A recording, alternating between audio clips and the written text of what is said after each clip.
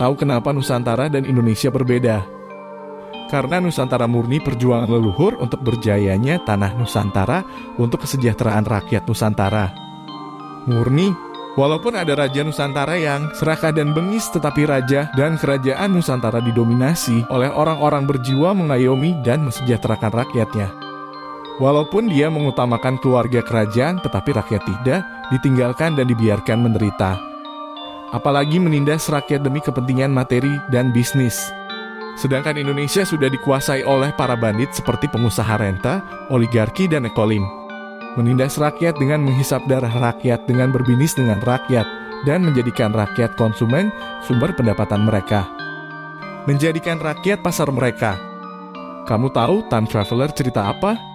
Negara Indonesia ini bisa berdiri sampai saat ini karena sokongan dana dari para oligarki, dari para kapitalis dan ekolim. Mafia-mafia yang berkedok juru selamat. Berkedok orang sukses sebagai panutan. Banyak bisnis kedok di Indonesia, mulai dari bisnis kesehatan hingga bisnis finansial. Aku spill contoh bisnis kesehatan. Ada seorang pengusaha membuat pusat rehabilitas untuk pengguna narkoba, padahal si pengusaha ini bandar narkoba. Jadi, dia yang mengedarkan. Terus korban dari narkoba, dia juga yang menyembuhkan. Mirip orang jualan antivirus, dia juga yang menyebarkan virus. Begitu juga dengan vaksin. Bisnis lingkaran setan. Sebiadab itu bisnis di Indonesia. Dari jual narkoba dapat cuan, dari korban rehab dapat cuan. Ada lagi dari bisnis finansial, terutama pada bidang trading forex.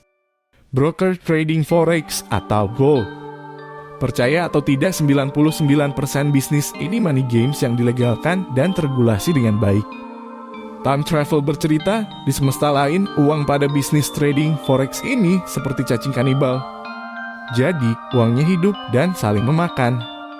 Uang jenis dari bisnis trading forex, uang yang tercipta dengan instan dan sangat cepat. Oleh karena itu, uang ini liar dan tidak bisa diam atau ditabung. Yang jenis dari bisnis trading forex biasa dikenal dengan uang panas. Uang ini akan memakan dan menghabiskan uang yang dihasilkan dengan kerja keras dan halal. Jadi akan mudah boros, rakah, tidak bisa nabung, berapapun yang dihasilkan uangnya akan habis tidak bersisa, hanya akan timbul berbagai masalah. Mirip dengan bisnis judi online. Uang yang dihasilkan dengan baik itu dengan sedikit seperti banyak, dengan sedikit bisa mencukupi, bahkan nabung. Sebaliknya, uang panas atau haram atau apapun itu. Intinya uang yang dihasilkan dengan curang atau triki. Mau sebanyak apapun uang yang kamu peroleh tidak pernah akan cukup. Sampai tanah liat masuk mulut kamu. Atau meninggal dunia. Adapun bisnis seperti halal tapi menghasilkan uang panas. Bisnis yang di dalamnya terdapat transaksi gratifikasi yang bisa dikenal management fee. Biasanya bisnis-bisnis by project.